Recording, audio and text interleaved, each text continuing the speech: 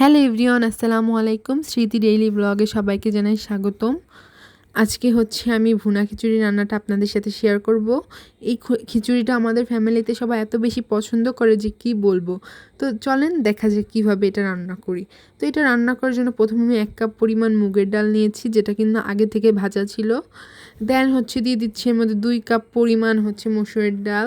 তারপর মিক্স করা চাল দিয়ে দিচ্ছি। এই চালের সাথে কিন্তু আগে থেকে ছোলার ডাল, খেসারির ডাল, মাসকলাইয়ের ডাল, তারপর কলাই ডাল ইত্যাদি ডাল মিক্স করা ছিল। তারপর এটাকে আমি ভালো করে ধুয়ে নিব। তো ধোয়া কিন্তু ডান। এদিকে আমি খিচুড়ি বসানোর আগে আমি পাতিলের মধ্যে পেঁয়াজ মরিচ ভেজে নিচ্ছি। এটা দিয়েই তো খিচুড়িটা রান্না করব, তাই তো আমার মাংস কিন্তু রেডি হয়ে গিয়েছে। দেন আমি এখানে ভরে ভরে 2 থেকে 3 চামচ করে আদা রসুন বাটা দিয়ে দিচ্ছি। তো আদা রসুন বাটা দেওয়া হয়ে গেলে কিন্তু আমি এখানে হলুদ দিয়ে দিচ্ছি, লবণ দিয়ে দিচ্ছি, পরিমাণ মতো অল্প অল্প করে দিয়ে দিচ্ছি। তারপর এটাকে ভালো করে একটু কষিয়ে নেব। আর এর মধ্যে কিন্তু একটু জিরার গুঁড়া দিয়ে দিচ্ছি এখন আমি 2 থেকে 3 চা চামচ পরিমাণ। তারপরে এটাকে ভালো করে কষিয়ে নেব। তো হালকা মিক্স করে আমি কিন্তু গরম মশলা দিয়ে দিয়েছিলাম, এলাচ, দারচিনি, তেজপাতা, লবঙ্গ দেওয়ার পরে আমি অনেক করে মরিচের গুঁড়ো দিয়ে দিয়েছি। আপনারা চাইলে কমিয়েও দিতে পারেন। আমাদের বাসায় একটু সবাই বেশি ঝাল খায়, তাই আমি বেশি দিয়েছি। দেন আমি একটু কষিয়ে মাংসগুলো কিন্তু দিয়ে দিচ্ছি। তো আমার দিয়ে দেওয়া ডান। এখন আমি ভালো করে মিক্স করে নেব। এটাকে আমি একটু কষিয়ে নেব 2 থেকে 3 মিনিট। কষালে কি হয়, ভুনা খিচুড়িটা বেশি খেতে ভালো লাগবে। তারপরে আমি একটু সামান্য পানি অ্যাড করে দিব। তারপর ঢেকে দিব, ঢেকে একটু সিদ্ধ করে নিব 10 থেকে 15 মিনিট। এরপর ঢাকনা তুলে কিন্তু আমি আলু অ্যান্ড গাজর দিয়ে দিব।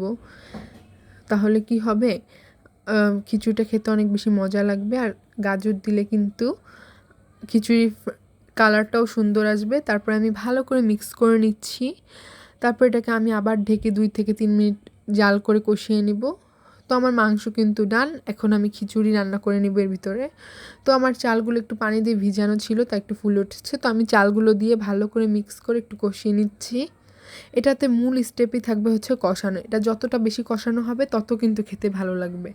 তারপর আমি দিয়ে দিচ্ছি আলাদা করে আমার বানিয়ে রাখা আগের থেকে খিচুড়ির মশলা।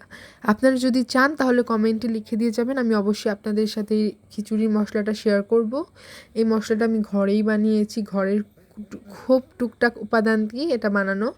এই খিচুড়ি মশলাটা দিলে কি হয়, খিচুড়ির সেন্টটা অনেক বেড়ে যায়। আর খেতেও অনেক দারুণ লাগে। আলাদা একটা ঘ্রাণ পাওয়া যায়, স্মেলটা দারুণ আসে, অনেক বেশি সুন্দর আসে। তারপরে আমি পানি দিয়ে মরিচ দিয়ে ভালো করে ঢেকে 10 থেকে 15 মিনিট এটাকে জাল করে নিয়েছি। তো এই তো আমার এরই মাঝে খিচুড়ি কিন্তু হয়ে গিয়েছে। মাশাআল্লাহ, দেখতে পাচ্ছেন কতটা বেশি সুন্দর হয়েছে আমার খিচুড়িটা। সত্যি অনেক বেশি সুন্দর। এই যে বৃষ্টির দিনে আজকে খিচুড়িটা রান্না করলাম। সকাল থেকে বৃষ্টি পড়ছিল, তাই রান্না করেছি, সবাই খেতে চাচ্ছিল, তাই ভাবলাম আপনাদের সাথেও শেয়ার করি। শেয়ার তো হয়ে গিয়েছে। তো এখানে খিচুড়ির সাথে আমি সালাদও রেখেছি। তো আজকে বাই বাই, আল্লাহ হাফেজ সবাই।